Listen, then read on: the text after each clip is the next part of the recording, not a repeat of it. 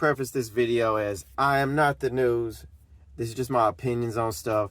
I'm not here to establish any facts or anything. Everything I'm speaking about is paraphrasing. It's just my take.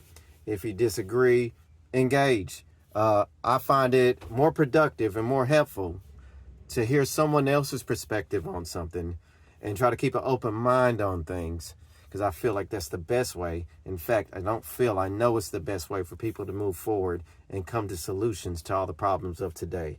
Without further ado, please enjoy. The RFK confirmation hearing.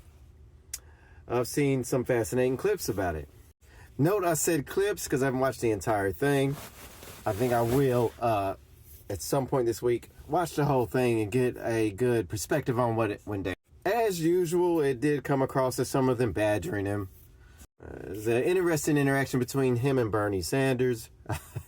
I thought Bernie Sanders got owned on that one, to be honest, because I did not know he was receiving that much money from pharmaceutical companies. Actually, was the number one, I forget how he said it. I think RFK stated that he, in 2020, was the number one recipient of funds from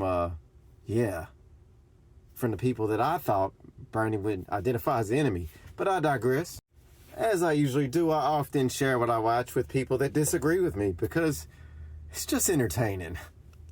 One video in particular was a congresswoman. I don't know her name. I didn't get into specifics. It was a short clip. Not going to get into detail on that. I don't think it's necessary. She was highlighting how the Biden administration was arguing for cheaper prices on drugs, things of that nature for patients, and making things more affordable for the American populace. Got no problem with that. I think that's good. However, she started questioning RFK, and as soon as he would answer, she had another question. This happened a couple times, and eventually she did let him answer. And I get it. He's the opposition. It's politics. That's how it works. That's how it works in a republic. And what I do remember, I'm not an analyst of any kind, obviously, is she was highlighting the cost of the drugs that people need for treatments. And when he finally did answer, this really resonated with me, and now I'm going to paraphrase. He basically said the issue isn't the cost of the healthcare that people are receiving. It's the fact that we are so sick. Now, these aren't exact numbers. I'm paraphrasing again. He said even though the U.S. is approximately 4% of the world's population, we had 16% of the deaths during the COVID crisis. And he basically said he's here, he sold me on this one, to basically get to the root of what's making Americans so sick. Now, you can disagree with him on his opinions of things. However, to me, that's a very genuine and good place to start. If we're going to be objective and take ourselves out of our political parties. If someone's saying, let's get to the root of the problem, then these other issues of prices and things become less relevant because you will have less sick people.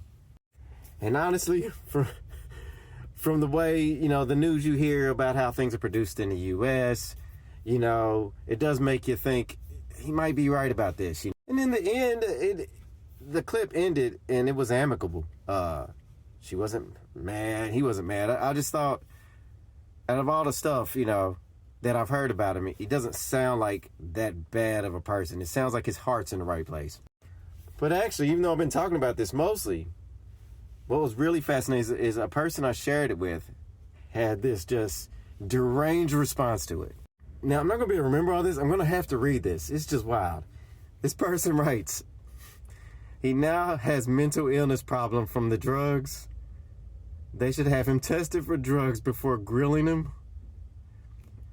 And then he goes, random, starts talking about Trump. He goes, your nutjob president talking about owning Gaza?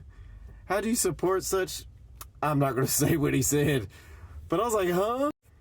I thought my liberal brothers and sisters were on the side of people recovering from these problems as far as being drug addicts and things of that nature. I myself have a problem with alcohol, but I've been sober for about 5 years now. And him highlighting that, saying he's got some kind of drug problem, actually made him more human, more normal. Because it shows how you can be at the bottom and you can make mistakes, But you can pull yourself up from that and do better and improve and change the trajectory of your life. Now, he said some way more offensive stuff before that, but I think you get the point from the text that I was reading. People got to stop picking sides, and they need to start picking sense. Americans need to start looking after Americans, as should every nation. And despite what was said about him on the build-up to the elections, how he was an anti-vaxxer and things of that nature, when I heard some of the clips of him speaking, it sounds like he looks at the science first and then makes decisions. And I remember when COVID was going on, that's what was told to us. If you weren't taking the vaccine, things of that nature, trust the science, trust the science. And I think that message should be for both sides, for everyone. Everybody should look at the science and the facts first and then make their decisions based off of that. I'm going to say it. I think he's the right man for the job.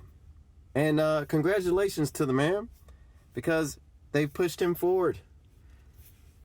And I would like to see a positive change for all Americans as far as health, because that's a major issue. We probably all got family members with diabetes and things of that nature, a lot of preventable diseases. And the focus seems to be more on the drugs you take than the food choices you make. Y'all take care. Stay blessed.